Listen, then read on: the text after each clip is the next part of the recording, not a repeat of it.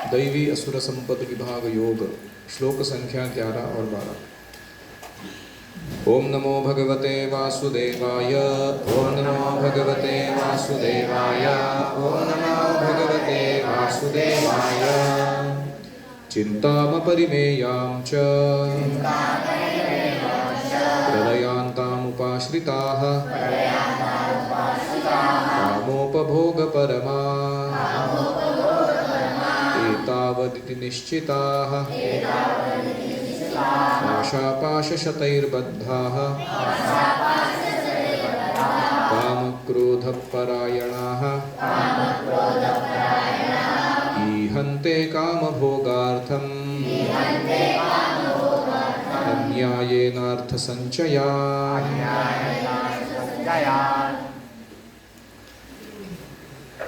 प्रलयांतां मृत्यु तक अपरिमेयां च अनगिनत चिंताओं का उपाश्रिताः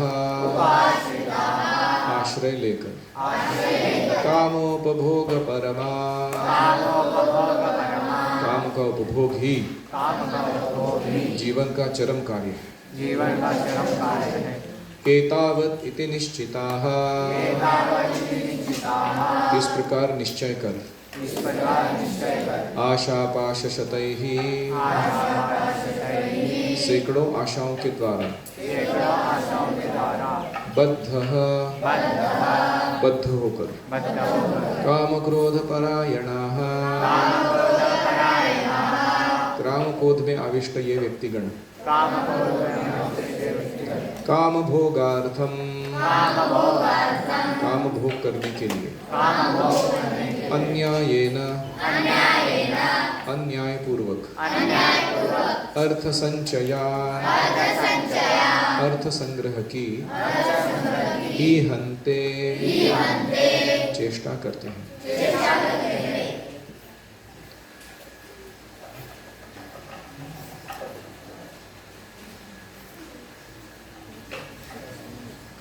उनका विश्वास है कि इंद्रियों की तुष्टि ही मानव सभ्यता की मूल आवश्यकता है। इस प्रकार मरण काल तक उनको अपार चिंता होती रहती है। वे लाखों इच्छाओं के जाल में बंध कर तथा काम और क्रोध में लीन होकर इंद्रिय तृप्ति के लिए अवैध ढंग से धन संग्रह करते रहते हैं। हरि ओम सहनावतु सहनौ भुनक्तु सह वीर्यं करवावहै तेजस्विनावधीतमस्तु शावहै। ओम शांति शांति शांतिः। ओम अज्ञानतिमिरान्धस्य ज्ञानाञ्जनशलाकया चक्षुरुन्मीलितं येन तस्मै श्रीगुरवे नमः। जय श्री कृष्ण चैतन्य प्रभु नित्यानंद गदाधर श्रीवासादि गौर भक्तवृंद। हरे कृष्णा कृष्णा कृष्णा हरे हरे हरे राम राम राम हरे हरे। हरि ओम तत्सत्। हरे कृष्णा। हम असुरों के व्यवहार का, उनके मनोभाव का और उससे आने वाले परिणामों का वर्णन सुन रहे हैं। Mindset, activities, results of demoniac action. तो इस श्लोक में बोला जा रहा है चिंताम अपरिमेयाम उपाश्रिताम। असुर लोग अपरिमेय यानी अनगिनत, जिनका काउंट नहीं रखा जा सकता, इतनी चिंताओं से ग्रस्त रहते हैं। Demoniac life is very stressful life. हम कहते हैं ना कि भुक्ति मुक्ति सिद्धिगामी सकले अशांत, उसमें भी डेमोनियक जो है वो विशेष रूप से अशांत है। क्योंकि भुक्ति मुक्ति सिद्धिगामी बहुत बार ऐसा होता है कि वो कर्मकांड का, ज्ञान कांड का, योग कांड का, यानी वेदों का आश्रय लेकर, गुरु का आश्रय लेकर धर्म का पालन करते हुए वो भोग या सिद्धि चाह रहे हैं। लेकिन डेमोनियक तो ऐसे भी नहीं है।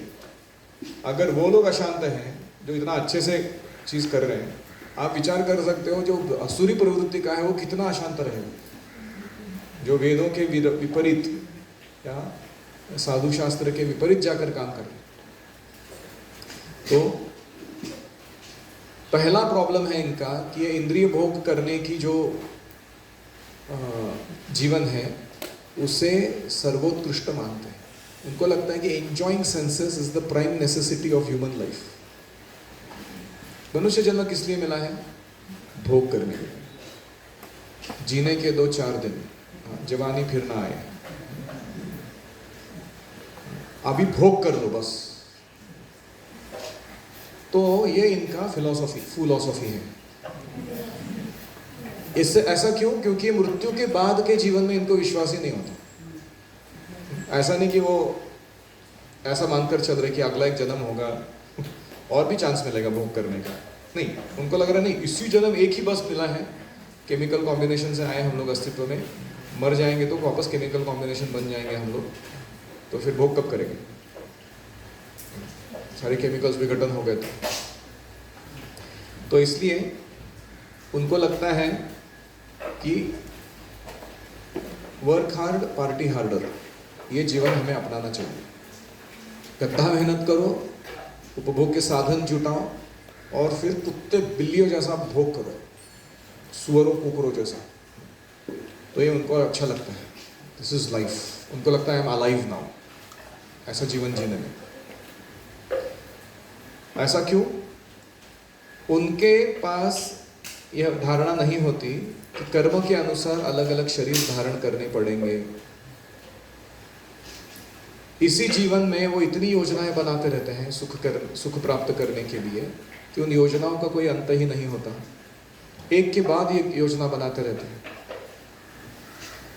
ये योजनाएं कभी समाप्त नहीं होती।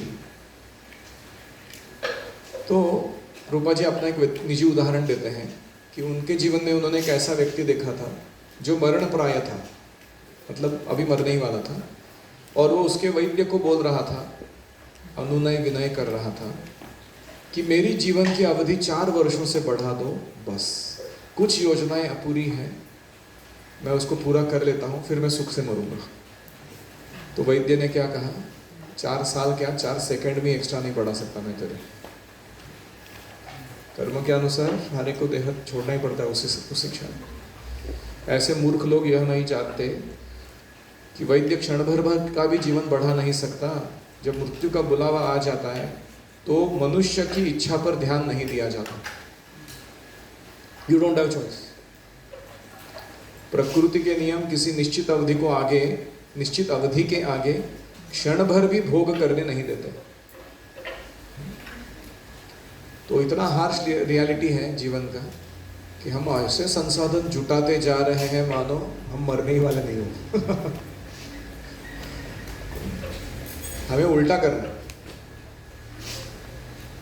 कि ऐसा मानकर चलो कि मृत्यु किसी भी क्षण आ सकती है और हमें सही धार्मिक जीवन हर क्षण बिताना है। वो एक संस्कृत श्लोक है, अजरामरवत प्राज्ञो विद्यामर्थम च साधयेत्। ऐसा मानकर कि मैं अजर यानी बूढ़ा नहीं होने वाला, अमर मरने नहीं वाला, ऐसा मानकर विद्याम अर्थम च साधयेत्। व्यक्ति को ज्ञान, विद्या और अर्थ, नॉट मनी पेपर करेंसी, अर्थ का अर्थ होता है अच्छे संबंध, अच्छा योगदान, लैंड, काउज, फूड, गोल्ड, ये सब रियल अर्थ, गुड रिलेशनशिप्स, उसको साधना चाहिए, प्राप्त करना चाहिए। गृहीत इव केशेषु मृत्यु न धर्मम आचरित। ये जानकर कि मृत्यु ने मेरी चोटी पकड़ के रखी है एक हाथ से, दूसरे हाथ से ये अभी कौन से क्षण में वो काटने वाला है मुंडी मेरा, पता नहीं मुझे, ऐसे मानकर धर्मम आचरित, अपने धर्म का पालन करना चाहिए। तो ये नहीं मानते ये असुर लोग। क्योंकि उनकी परमात्मा में श्रद्धा नहीं है, हृदय में परमात्मा बैठे हैं, वो देख नहीं पा रहे हैं, इसलिए वो इंद्रिय तृप्ति के लिए कोई भी पाप कर्म करते हैं। उनको कुछ नहीं लगता कि ये गलत है, ये नहीं करना चाहिए था मुझे। हृदय के भीतर एक साक्षी बैठे हुए हैं जो सारे कार्यों को देख रहे हैं। समाने वृक्षे पुरुषो निमग्नः, एक पेड़ पर दो पंछी बैठे हुए हैं। एक पंछी फल खा रहा है, दूसरा पंछी उसकी गतिविधियों को देख रहा है। ऐसे ही देह रूपी वृक्ष में आत्मा और परमात्मा बैठे हैं। वो आत्मा कर्मफल का भोग करना चाह रहा है और परमात्मा उसे देख रहे हैं क्या चल रहा है इसमें, यह वो जानते नहीं हैं। तो इंद्रिय भोग के लिए वो कुछ भी करने के लिए अपने आप को स्वतंत्र मानता है और उसे परिणामों की परवाह नहीं होती। तो जैसे लोग सिगरेट पीते हैं, तो हर एक सिगरेट के पैकेट पर क्लियरली लिखा हुआ है टोबैको किल्स। क्या लिखा है? तंबाकू का सेवन मृत्यु प्रदान करता है। पहले वो लिखते थे tobacco smoking is injurious to health, सेहत के लिए हानिकारक है। अभी ऐसा नहीं लिखते हैं, टोबैको किल्स, दो ही शब्द, ये मार डालता है। अब ये सुनने के बाद तुम फूकोगे क्या उसको? तो गधा ही होना चाहिए वो व्यक्ति। अगर ऐसा लिखा है कि 40,000 किलो वोल्ट, वो क्रॉसबोन और स्कल दिखाया उधर, हाथ लगाए तो जल के भून के राख हो जाएगा आदमी, जाके हाथ लगेगा कोई? तो जो ऐसे दारू का सेवन करते हैं, सिगरेट फूकते हैं, ड्रग्स लेते हैं, ये ऐसा मानने के लिए कर रहे हैं कि मैं स्वतंत्र हूं और मैं अपने मन का राजा हूं, मुझे जो करना है मैं करूंगा, तुम होते कौन हो बताने वाले। और दूसरा, वो ये मानकर चल रहे हैं कि परिणाम जो आए आए, मैं उसकी परवाह नहीं करता। I am cool in smoking this cigarette. क्यों? फेफड़े को जला रहा है वो, अग्नि धुआं अंदर डाल के, और कैंसर उत्पन्न कर रहा है, और वो क्या समझ रहा है? ये कूल काम चल रहा है। तो इसे कहते हैं मूर्ख नंबर 1। तो हर एक व्यक्ति जो नियम तोड़ रहा है, मांस खा रहा है, जुआ खेल रहा है, व्यभिचार कर रहा है, नशा कर रहा है, वो सब जानते हैं कि ये गलत है। यहाँ तक कि साइंटिफिकली प्रूवन है वो फैक्ट, कि ये रिसर्च करके भी बता सकते हैं, स्व अनुभव से भी देख सकते हैं, दूसरे के अनुभव से भी देख सकते हैं, लेकिन फिर भी व्यक्ति उनको छोड़ने के लिए तैयार नहीं है। यही उनके काम उपभोग परमा एतावद इति निश्चिता जीवन का एकमात्र उद्देश्य बनाकर चलने का नतीजा है, काम उपभोग को। फिर कहते हैं आशा पाश शतैहि बद्धाः। अभी आशा नाम का पाश यानी बेड़ी होती है ना, आशा नाम मनुष्याणाम आश्चर्यकारक श्रृंखला। आशा मनुष्यों के लिए एक आश्चर्यकारक बेड़ी है, श्रृंखला है। यया बद्धाः प्रधावन्ति, जो बांधे हैं आशा के द्वारा दौड़ते रहते हैं। मुक्तः तिष्ठति पंगुवत, जो आशाओं से मुक्त हैं वो अपाहिज के जैसा एक ही जगह बैठे रहते हैं। जनरली बेड़ी में डाला है, किसी को जकड़ दिया है तो भागना नहीं चाहिए ना वो और उसको मुक्त कर दिया है तो शांत बैठना चाहिए, तो वो स्वतंत्र होना चाहिए। ये उल्टा है आशा का। जितना मन में भौतिक आशा होती है व्यक्ति के जीवन में, उतना वो भौतिक प्रयास में इधर उधर भागता रहता है दिन भर। जैसे अलेक्जेंडर द ग्रेट एक बार जब भारत में आया तो उसने देखा एक साधु बैठ के मेडिटेशन कर रहा है, तो अपने घोड़े पे से आया, उसके सामने खड़ा रहा, बहुत देर तक खड़ा रहा, उसने ध्यान ही नहीं दिया, वो मेडिटेशन में था। उसको लगा अरे मैं सम्राट हूँ विश्व का, तो मैं तुम्हारे सामने खड़ा हूँ, थोड़ा तो आदर दो, उसके मन में चल रहा था। तो कुछ समय के बाद वो साधु ने आंखें खोली, देखा कि एक मुष्टंडा आदमी घोड़े पे बैठ के खड़ा है। तो अलेक्जेंडर ने पूछा कि व्हाट आर यू डूइंग? मतलब मेडिटेशन, ध्यान कर रहा है। फिर वो साधु ने पूछा व्हाट आर यू डूइंग? तू क्या कर रहा है? बोलता मैं जगत विजेता बनने के लिए इधर उधर घूम रहा हूँ। उसके बाद क्या करेगा? वो बोला मैं अपने सिटी वापस जाऊंगा ग्रीस में, और वहाँ जाके सम्राट बनूंगा, राजा बन के राज करूँगा, फिर उसके बाद क्या करेंगे? तो उसने कहा कि मैं सभी लोगों को बहुत सारा सुविधा बना कर दूंगा और अच्छा राजकाज चलाऊंगा, फिर मैं बूढ़ा हो जाऊंगा कुछ समय के बाद, तो अपने बच्चे को राज संभाल सौंप दूंगा, फिर उसके बाद क्या करूँगा? फिर मैं शांति से अपना जीवन बिताऊंगा। तो साधु ने बोला वो तो मैं अभी ही कर रहा हूँ, इतना सारा मगजमारी करके एंड में वही करना है अगर तुमको शांति से जीवन बिताना, तो ये बीच वाला पार्ट क्यों कर रहे हो तुम? तो उसको इतना शॉक लगा ये थॉट प्रोसेस का। पहली बार उसने ऐसा सोचा था कि अरे सही बोला इसने, कि एंड रिजल्ट अगर यही है कि शांति से जीवन जीना है, तो पहले से जो अशांत रहने की जरूरत क्या है? तो तुम्हारी कोई इच्छा हो, तुमने इतना मेरे को आज ज्ञान दिया, कुछ इच्छा हो तो पूरी करो, ऐसा बोला उसने। जो मांगना है मांगो मेरे से, हीरे जवाहरात सोना चांदी। साधु ने बोला कुछ नहीं चाहिए। बोला नहीं नहीं, कुछ तो मांगना ही पड़ेगा, कुछ तो मांगना ही पड़ेगा। उसने बोला बाजू हट जाओ, वो सूरज की किरणें मेरे शरीर पर पहले आ रही थी तुमने उसको बंद करके रखा है, उतना ही दे दो मेरे को, जाओ अभी तुम यहाँ से। तो it may be a little satirical और फनी, इतना एग्जैक्टली वो डिटेल इंसिडेंस हुआ है कि नहीं मालूम नहीं हमको, लेकिन उसका जो पॉइंट है वो टू बी टेकन है कि नहीं। अभी आप लोग धूप सेक रहे हो इधर बैठ के शरणागति में, और जो सुकून शांति अनुभव कर रहे हो भगवद गीता सुनने का और प्रभुपाद लीला रिलीज करने का, can you trade this for anything else in the world? कोई आकर बोले आपको चल 10 करोड़ रुपए दे देता हूँ, करो। अभी दिए नहीं है इसलिए ना बोल रहे हो तुम।